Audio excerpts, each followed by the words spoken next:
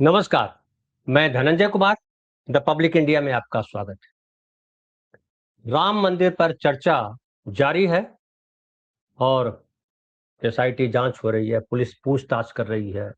Police जो है वो जेल के भीतर जाकर के पूछताछ कर रही है। पुलिस वापस रिमांड पर लेने की बात कर रही है। इस बीच ये भी खबर आई कि जो अयोध्या के वकील हैं वो सड़कों पर उतर आए हैं और वो कह रहे हैं कि ये जिन लोगों को पकड़ा है वो छोटे-मोटे लोग हैं। चंपत राय, अनिल मिश्रा, गोपाल राव के खिलाफ एफआईआर दर्ज होना चाहिए, क्योंकि बिना उनके जो है चोरी का मामला खुलेगा नहीं और ये सब चोरी के राज को जानते हैं। उनकी मर्जी के बिना या इनकी जानकारी के बिना ये चोरी हुई है, ये कहना गलत है। और बाकायदा पुलिस स्टेशन में वकील जो है जाकर के जम गए कि पहले एफआईआर दर्ज करो। इसके अलावा देखिए कि वीडियो देख लीजिए। ये जय श्री राम।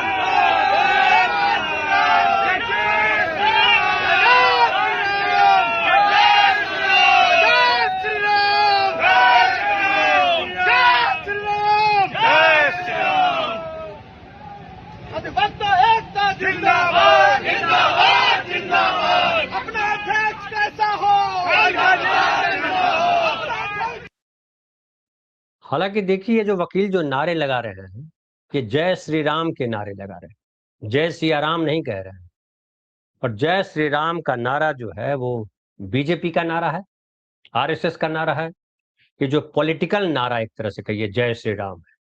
हमारे समाज में हमारे गांव में जो बोला जाता था राम राम बोलते थे लोग, जय सिया राम बोलते थे, राम जी की जय बोलते थे।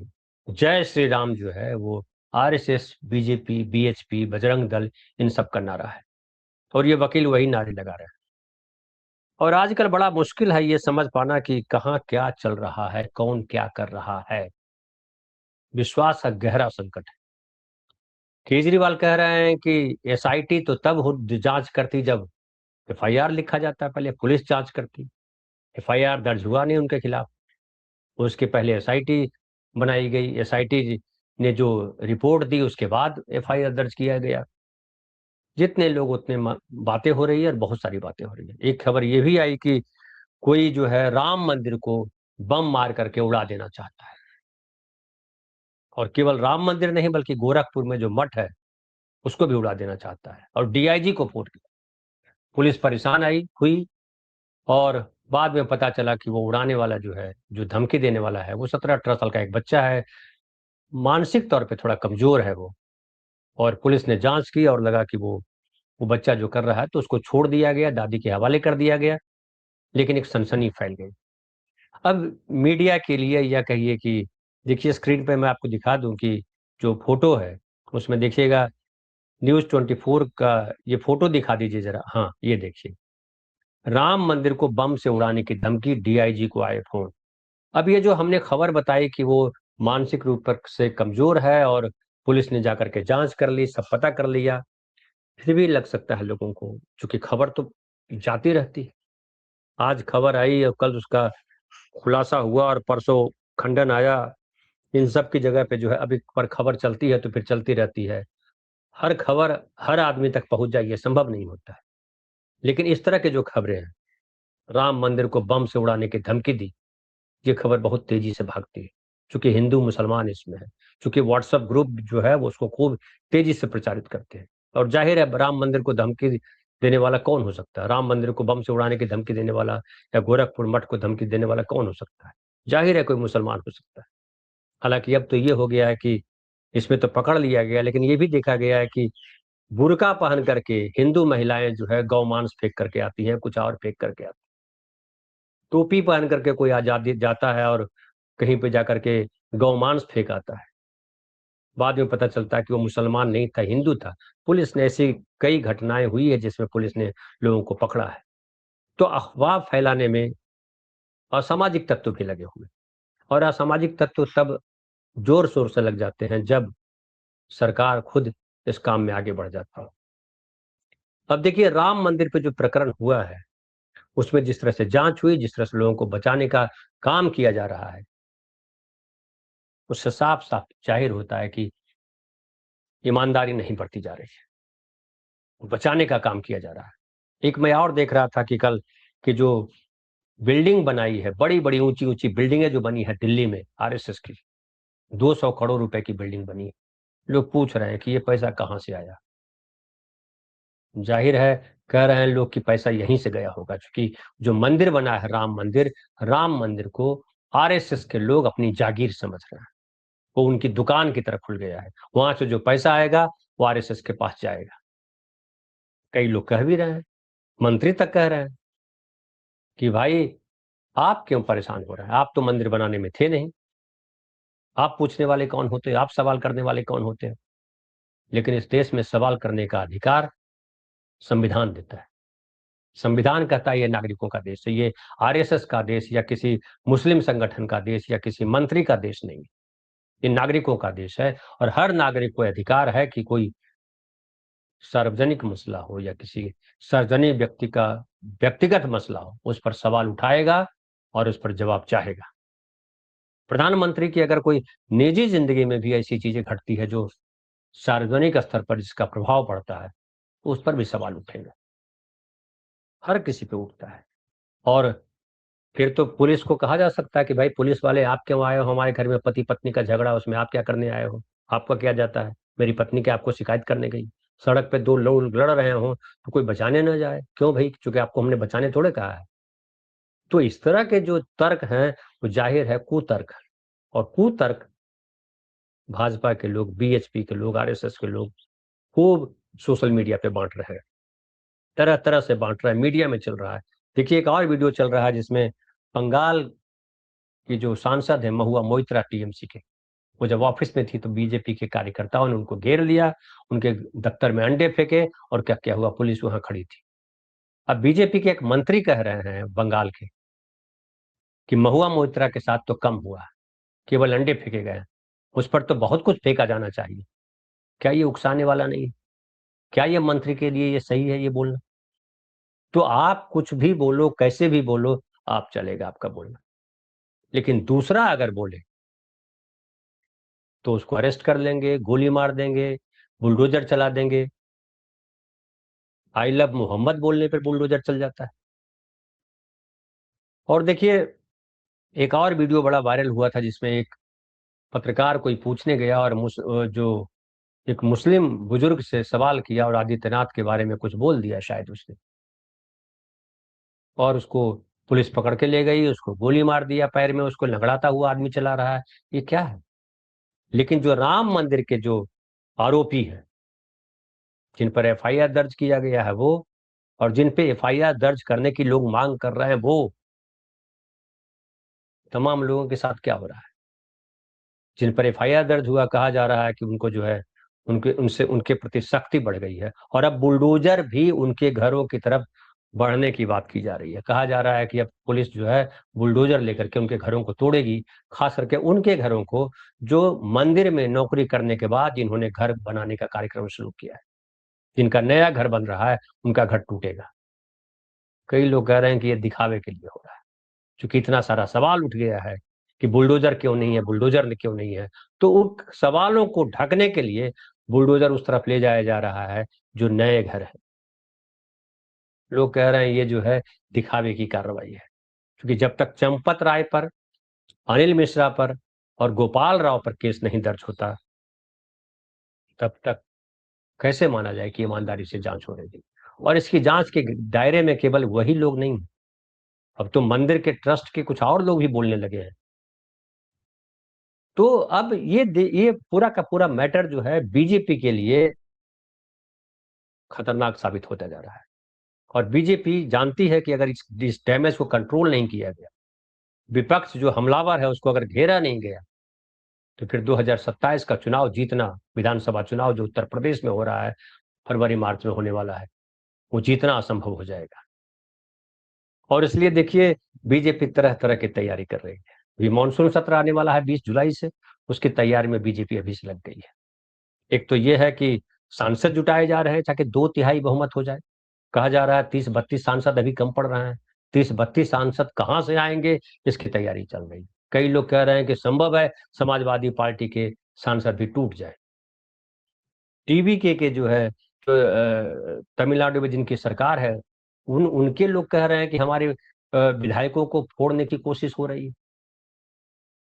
महाराष्ट्र में फिर टूट गए, आपको पता ही है, 6 सांसद चले गए इनके उद्धव ठाकरे के शिंदे की तरफ, और वो बीजेपी एनडीए को मजबूत करने के लिए चले गए।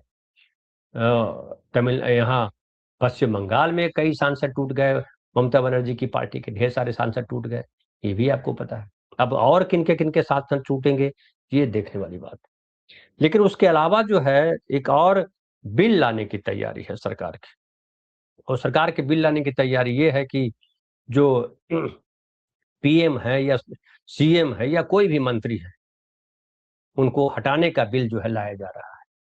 और कैसे? अगर उन पर मुकदमा दर्ज होता है और 30 दिन तक वो जो है जेल के भीतर रहते हैं, जुडिशियल कस्टडी में रहते हैं, तो उन्हें पद से हटा दिया जाएगा। लेकिन विपक्ष जो है इसका विरोध कर रहा है, और ये बड़ा इंपॉर्टेंट बिंदु है। जब विपक्ष जो है राम मंदिर में चोरी को लेकर के बात करेगा, विपक्ष जब राम मंदिर में चोरी को लेकर के बात करेगा, बीजेपी पे चोरी का आरोप लगाएगा, तो वो कहेंगे कि हम तो देखिए ये बिल ला रहे हैं कि कोई हो, वो पीएम हो कि सीएम हो कि कोई और हो, मंत्री हो, अगर उस पर मुकदमा चार्ज हुआ और अगर वो 30 दिन के लिए जेल के भीतर रहा तो उसका पद समाप्त कर दिया जाएगा। और ये बात आप याद कीजिए, केजरीवाल जब जेल गए थे, तो केजरीवाल जेल से सरकार चला रहे, केजरीवाल ने इस्तीफा नहीं दिया था, और बड़ा एक संकट खड़ा हो गया था, संवैधानिक संकट हो गया था। केजरीवाल का कहना था कि हमें जबरन जेल में डाला गया, हमारे ऊपर कोई आरोप नहीं है, जो हालांकि बाद में साबित हुआ। लेकिन ये भी सवाल था कि अगर जेल गए हैं तो नैतिक तौर पे आपका इस्तीफा देना बनता है, जैसा कि झारखंड के मुख्यमंत्री हेमंत सोरेन ने किया था। बाद में फिर वो जब बरी होकर के आए, या कहिए उनकी जमानत हुई, और कहा कि कोई मामला उनके खिलाफ नहीं बनता है, कोर्ट ने कहा, तो वापस लौट करके आए। हालांकि चंपत जी जो है, वहां जो उनके गैरहाजिरी में जो मुख्यमंत्री बनाए गए थे, वो बीजेपी में शामिल हो गए। तो कई सारी चीजें हैं जिसको लेकर के ये जो पब्लिक में भी ये डिबेट उठेगा कि भाई मंत्री पर अगर मुकदमा दर्ज होता है, अगर वो जेल में रहते हैं, तो क्यों उनको मंत्री पद से न हटाया जाए। आम जो है, जब कोई विद्यार्थी है उस पर अगर कोई मुकदमा दर्ज होता है तो नौकरी के योग्य नहीं रहता है। अगर कोई कर्मचारी है, उस पर मुकदमा दर्ज हो गया, जेल चला गया, तो उससे सस्पेंड कर दिया जाता है, बर्खास्त कर दिया जाता है। तो मंत्रियों को छूट क्यों? बीजेपी ये सारी उठाएगी, और बीजेपी ये इसीलिए ये वापस इसको ला रही है, जबकि विपक्ष का कहना है कि इसके माध्यम से बीजेपी जो है, चूंकि एजेंसियां उसके पास, किसी भी मुख्यमंत्री को, विपक्ष के मुख्यमंत्री को, विपक्ष के नेता को, जो पदों पर है, जो सांसद हैं, जो मंत्री हैं, जो विधायक हैं, उनको जेल में बंद किया जा सकता है और उनकी सदस्यता समाप्त की जा सकती है। राहुल गांधी को लेकर के क्या हुआ, आपको पता ही है कि राहुल गांधी पे आरोप लगा था कि उन्होंने मोदी समाज के लिए गलत बोला। गुजरात के डिस्ट्रिक्ट कोर्ट ने, हाई कोर्ट ने कह दिया कि हाँ, 2 साल की सजा होगी, उनका घर छीन लिया गया, उन पर सदस्यता खत्म करने की बात आ गई। वो तो सुप्रीम कोर्ट ने उस पर रोक लगाई और रुका। तो ये तमाम चीजें जो है, विपक्ष का डर अपनी जगह है, क्योंकि सत्ता पक्ष के पास सारी ताकत है और ताकत का इस्तेमाल बार बार कर चुकी है। इसलिए विपक्ष का ये होना, भयभीत होना लाजमी है। कई लोग कहते हैं कि भाई मंत्रियों पे क्यों नहीं मुकदमा दर्ज? बिल्कुल दर्ज होना चाहिए, लेकिन ये भी देखा जाना चाहिए कि कई बार होता है वो राजनैतिक कारणों से उन पर मुकदमे दर्ज होते हैं, और राजनैतिक कारण से उनको जो है जेल भेजा जाता है। लेकिन हालांकि ये आम आदमी के साथ भी होता है। पता चलता है किसी महिला ने रेप का आरोप लगा दिया, किसी व्यक्ति ने कुछ और आरोप लगा दिया, और बाद में पता चलता है कि नहीं। तो इस तरह की चीजें होती है। तो अब लेकिन ये जो बिल लेकर के आ रही है बीजेपी, जाहिर है इसमें इस बात पर बहस चलेगी कि अगर चोरी खत्म करनी है तो मंत्री, प्रधानमंत्री और सीएम को क्यों नहीं हटना पड़े। लेकिन जो विपक्ष का डर है कि एजेंसियां उनके पास है, मनमानी तरीके से काम करेगी। हालांकि राम मंदिर वाले प्रकरण में कीचड़ जो है वो प्रधानमंत्री की तरफ ही जाता है। प्रधानमंत्री इससे बरी नहीं हो सकते, क्योंकि प्रधानमंत्री मंदिर के ट्रस्ट के निर्माण से लेकर के, मंदिर के उसके पहले सुप्रीम कोर्ट में फैसला आने से लेकर के तमाम जगहों पर मोदी थे, मोदी उपस्थित रहे। और अब जब चोरी हुई, इतनी बड़ी चोरी, कोई छोटी मोटी चोरी नहीं हुई। अब राम गोपाल यादव तो 20,000 करोड़ रुपए की चोरी की बात कर रहे हैं, जो भी हो, लेकिन इसकी जिम्मेदारी, नैतिक जिम्मेदारी तो नरेंद्र मोदी को लेनी चाहिए थी, जो उन्होंने नहीं ली। और ये सब जो जिस तरह से चंपत राय, जिस तरह से अनिल राय, अनिल मिश्रा और गोपाल राव को बचाने की कोशिश की जा रही है, उससे भी पता चलता है कि सब घाल मेल हो रहा है, लीपापोती हो रही है। लेकिन आम आदमी क्या समझ रहा है, हम आप क्या समझ रहे हैं, ये भी बड़ा महत्वपूर्ण है। लोग कहते हैं कि बिना आग के धुआं नहीं होता, और इसका असर देखिए अयोध्या में दिखने लगा है। अयोध्या में चढ़ावा जो है 90% तक कहा जा रहा है कम हो गया है। अब क्या सच है वो तो मंदिर के लोग जाने, लेकिन जो मीडिया में चल रहा है कि चढ़ावा काफी कम हो गया, लोग नहीं चढ़ाना चाहते। अयोध्या में आक्रोश है। हालांकि मोदी सरकार हो या आदित्यनाथ सरकार हो, आक्रोश से कब उसको डर लगा है, क्योंकि उनको पता है कि उनके पास पूरा सिस्टम है।